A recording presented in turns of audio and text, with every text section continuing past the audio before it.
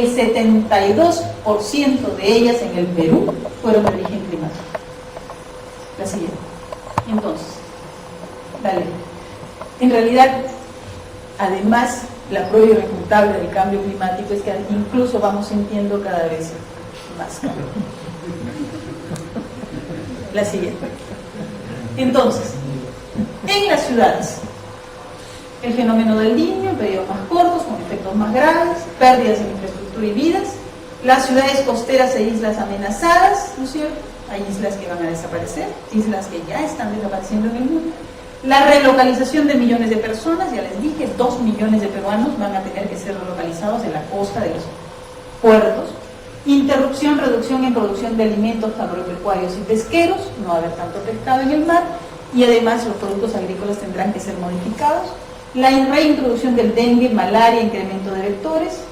Antes no había, ¿no es cierto?, dengue y una serie de enfermedades que ahora ya aparecieron en las ciudades. En San Martín de Porres hubo un brote de dengue y nadie entendía nada, eso era una enfermedad de la selva. ¿Por qué en Lima?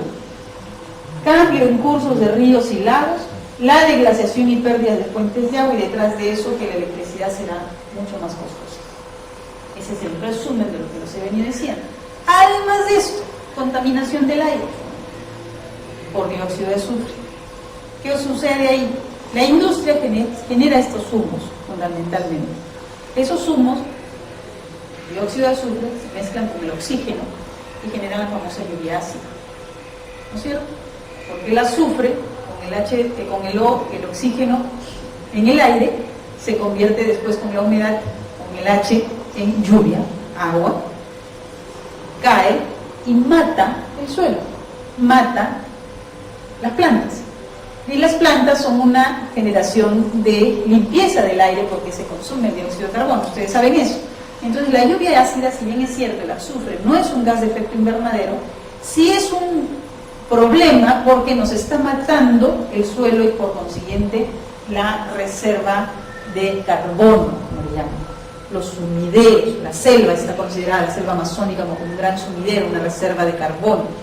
Por eso todo proyecto relacionado con generación de masa verde, con follaje, con áreas verdes, forestación, todo proyecto, idea relacionada a poner verde el suelo y a evitar que este tipo de emisiones se generen hacia el aire, cambios tecnológicos en la industria, también está siendo considerado ya como un proyecto MDL. El dióxido de nitrógeno, ¿no?, en menor cantidad, pero estos de aquí ya son claramente, ¿no es cierto?, gases que nos contaminan el aire, que nos generan problemas de salud en las personas. La siguiente. Entonces, los impactos de la contaminación del aire: enfermedades respiratorias de edema pulmonar, menos defensas por afecciones pulmonares, aumento de mortalidad diaria en 1%, fíjense eso, que no son pocas cosas, es un dato del Colegio Médico del Perú. O sea, todo proyecto relacionado con el cambio climático está muy vinculado a la descontaminación del aire y por lo tanto a la salud de las personas, a la vida de las personas. Cefalea, dolores de cabeza, 5 puntos menos de coeficiente de inteligencia en niños por plomo en sangre, niños tontos, ¿no es cierto?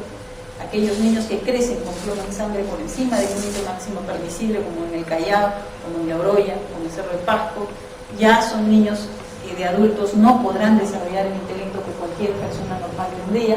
Hipertensión, intoxicación, reducción de luminosidad, depresión por reducción de luminosidad, etc. Entonces, tenemos que hacer. ¿Qué plantea el CONAM? Primero que nada, adaptarnos, porque contra este cambio climático realmente a corto plazo no vamos a poder hacer nada, va a sucedernos. Todo lo que hagamos ahora va a ser para mitigar los efectos de aquí a 10 o 15 años. Fíjense eso, hay que tener una mentalidad de planificación para aceptar las consecuencias de lo que ya se hizo hace 15 años y comenzar a prepararnos para los próximos 15. Y ahora, en este momento, el Perú, la estrategia peruana y la prioridad peruana es la adaptación. Tenemos que adaptarnos y tratar de hacer, mejorar nuestra capacidad de respuesta ante las consecuencias que de todas maneras vamos a vivir, porque las vamos a vivir. El cambio de temperatura se va a dar en los próximos años, indefectiblemente, Y lo que hagamos ahora cambiará las cosas y las mitigará en 15 o 20 años plazo.